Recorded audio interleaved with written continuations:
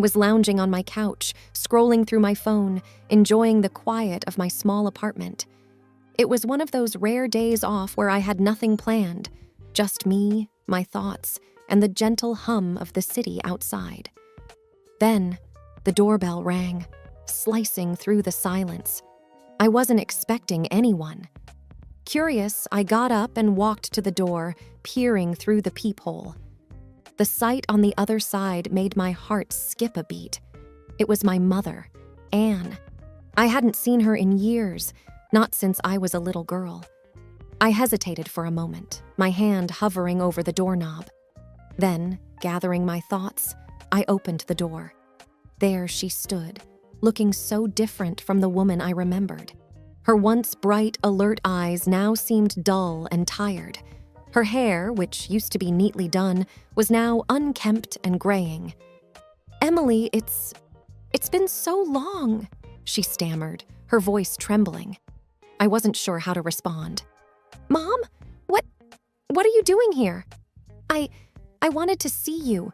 I've missed so much, and Her voice trailed off as she looked down, avoiding my gaze. I felt a wave of emotions, from anger to confusion. "Missed me? You were gone, Mom. You left us." "I know, and I'm so sorry, Emily. Can we talk?" I sighed, stepping aside to let her in. The apartment suddenly felt smaller with her presence. We sat down, the air heavy with unspoken words and years of absence. "Why now, Mom? Why after all these years?" She looked at me, her eyes welling up. "I made mistakes, Emily, big ones, and I want to try to make things right, if you'll let me." I was skeptical, not sure if I could trust her words, but a part of me wanted to hear her out, to understand why she left and why she was back. "Okay, Mom, let's talk." As she started to speak, I braced myself. This was going to be a long conversation, one that I never imagined having. But here we were, about to unravel years of silence and hurt. As I sat across from my mother in my living room, her presence stirred up memories I had long tried to bury. I found myself drifting back to when I was 7 years old, the year everything changed. "Dad, where's Mom?" I remember asking one evening. My father, David, was tucking me into bed, his face shadowed with worry. She's gone away for a bit, Emily," he had said softly, trying to mask his sadness. "Gone away? Where?" "Just away," he had replied, forcing a smile. "But I'm here, and I'll always be here for you." Those words stayed with me as I grew up. My mother, Anne, had left us without a word, leaving Dad and me to fend for ourselves. It wasn't easy for Dad, juggling work and raising me alone, but he never complained. He was my hero, always there with a hug and a joke to make me smile. Then, 3 years later, Sarah came into our lives.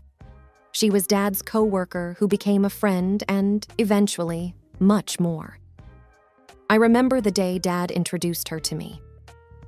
"Emily, this is Sarah.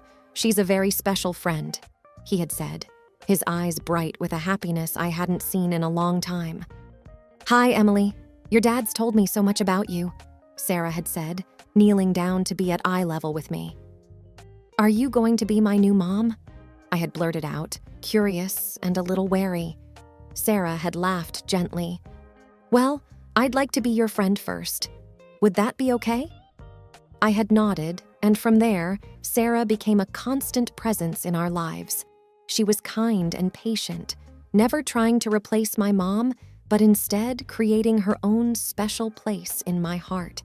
She helped me with my homework, listened to my endless stories, and was there for every school play and sports day. "Dad, I like Sarah," I had told him one night. "She makes you happy." "She does, Emily. She makes us both happy," he had replied, hugging me close. Looking back, those years with Dad and Sarah were some of the best of my life. They filled the gap left by my mother's absence, creating a new, different family dynamic that I cherished. Now, sitting across from Anne, I realized how much of my childhood she had missed and how much of it had been shaped by her leaving. There were so many questions, so much to process. I took a deep breath, ready to dive into the past and confront the memories head-on. Life, as I had come to know it with Dad and Sarah, took another turn when I was 25. That year, we faced the heartbreaking loss of Dad. It was a sudden and painful event that left a void in our lives. I remember the day vividly. Sarah and I were in the kitchen when we got the call. I could tell from Sarah's face that something was terribly wrong. "Emily, it's your dad," she said, her voice barely above a whisper. "There's been an accident." The drive to the hospital was a blur. We arrived only to be told that Dad had passed away. I felt numb, unable to process the news. Sarah held me as I cried, her own tears mingling with mine. In the weeks that followed, Sarah was my rock. She took care of everything, from the funeral arrangements to comforting me.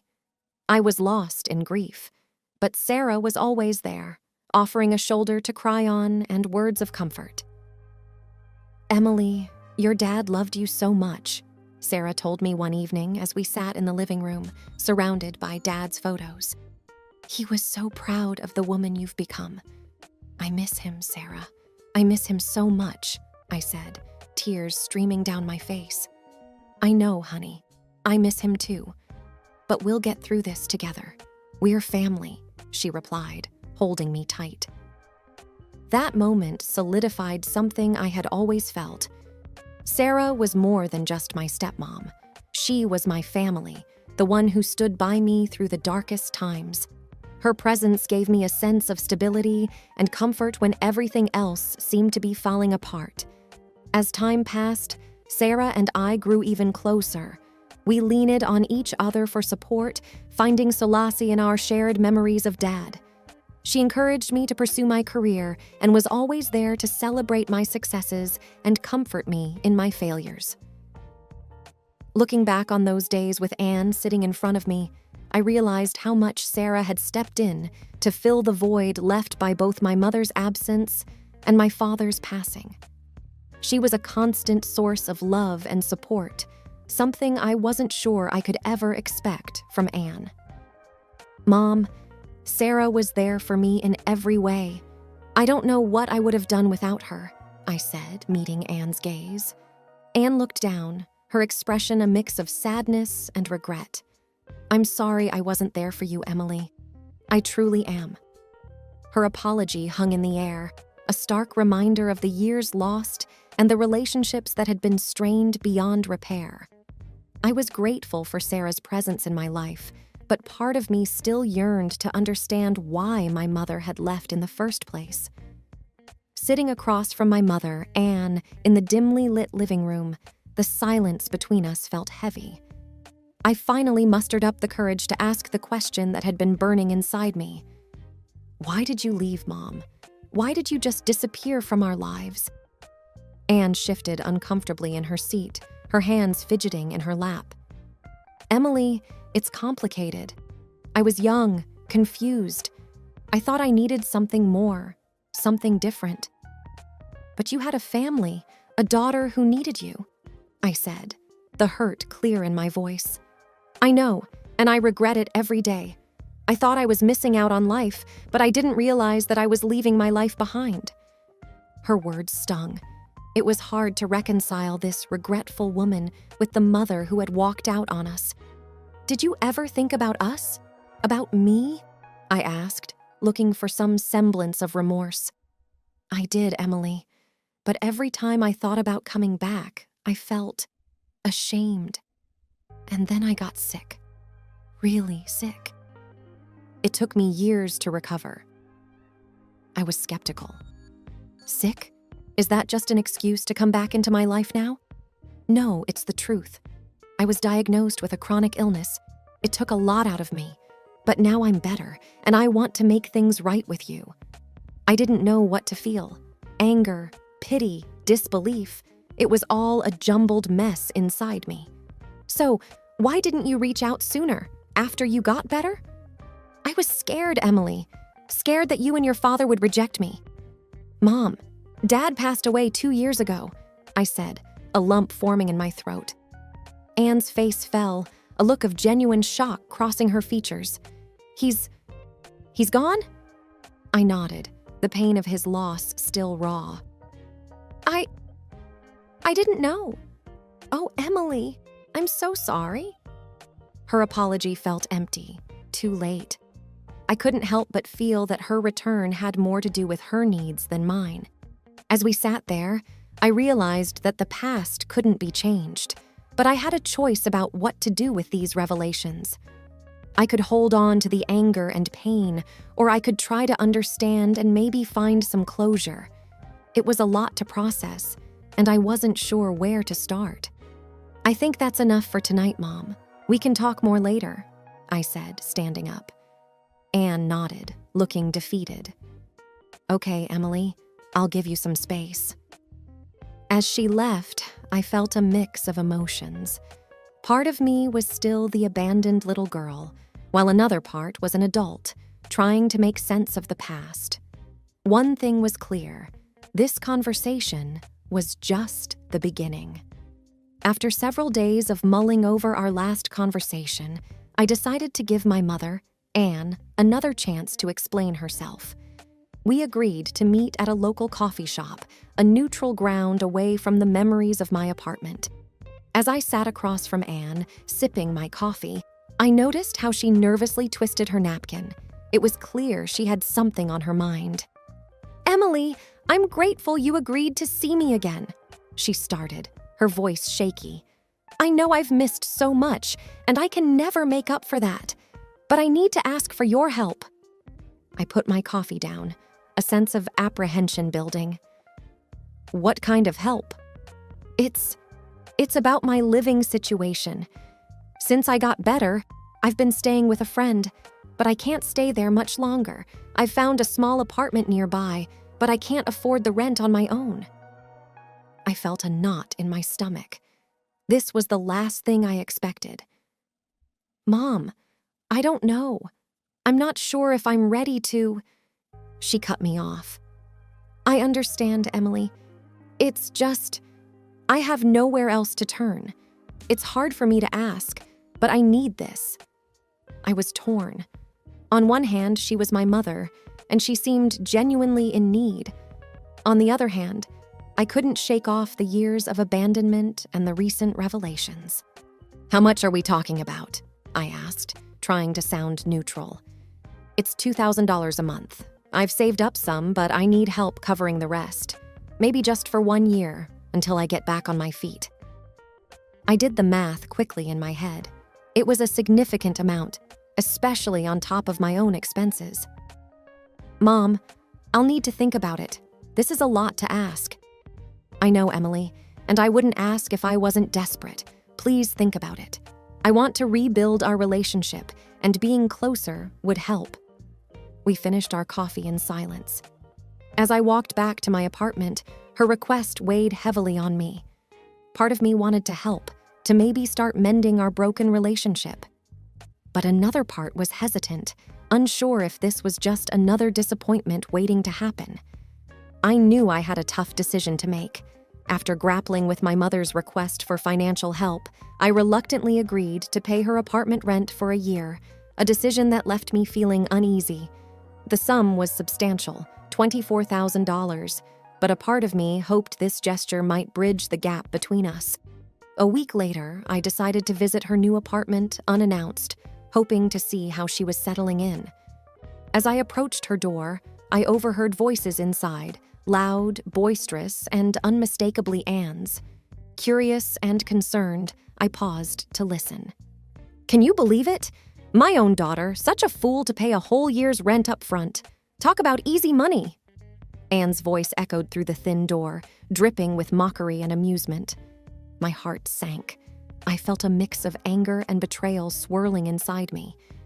I had extended a helping hand only to be laughed at and taken advantage of. Mustering my courage, I knocked loudly on the door.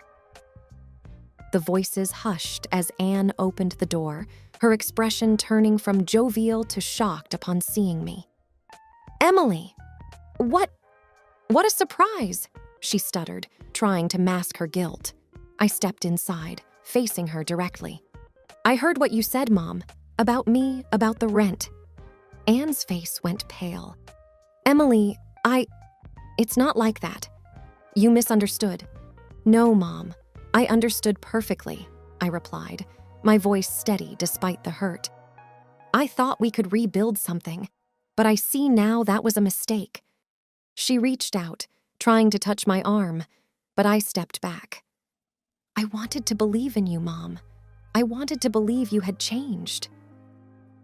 Feeling a sense of finality, I pulled out the document I had brought with me, the rental agreement. I should tell you, I only paid the rent for 1 month, not a year. Anne's eyes widened in disbelief. "But you said—" "I said I would help you, and I did, but I wasn't going to let you take advantage of me. You'll need to find somewhere else to live after this month is over." Turning away from her stunned expression, I walked out of the apartment, leaving behind her cries and pleas for forgiveness. It was a harsh lesson in trust, and one I wouldn't soon forget. As I walked away, I knew this marked the end of any reconciliation with Anne. The hope of a mother-daughter relationship had been shattered, replaced by the stark reality of her betrayal. After the revelation of my mother's deception, I felt a mix of anger and heartache. I needed someone to talk to, someone who would understand, so I went to see Sarah, my stepmom. She had always been my pillar of strength, especially in times of turmoil. When I arrived, Sarah could tell something was wrong. "Emily, what's happened? You look upset," she said, her concern evident in her voice. I sat down at the kitchen table, the same one where we'd shared countless conversations over the years. "It's Mom. She tricked me, Sarah. I paid her rent, thinking I was helping, but she was just using me. And then she laughed about it with her friends." Sarah's expression turned from concern to anger. "That woman! After everything she's put you through—" "I'm so sorry, Emily." I could feel the tears welling up. "I thought maybe she had changed, that we could have some sort of relationship. But I was wrong. She hasn't changed at all." Sarah reached across the table, taking my hand in hers. "You're a kind and generous person, Emily. You did what you thought was right. Don't let her actions make you think otherwise." "But I feel so stupid, Sarah. I should have known better," I replied, my voice cracking. "Emily, you're not stupid. You're human, and you have a big heart. Sometimes that means you get hurt, but it's also what makes you so special," Sarah said, giving my hand a reassuring squeeze. We talked for hours, Sarah listening and offering advice. She reminded me of the strength I had within me, strength that had carried me through tough times before. As I was about to leave, Sarah stopped me. "There's something you should have. It might help if your mother causes any more trouble." She handed me an envelope. Inside were legal documents. The ones that showed my mother's parental rights had been terminated years ago. "If she tries to demand anything from you, these will protect you.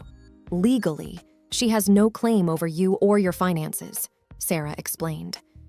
I hugged her, grateful not just for the documents, but for her unwavering support. "Thank you, Sarah, for everything." As I left Sarah's house, I felt a sense of clarity. The situation with my mother was painful, but I wasn't alone.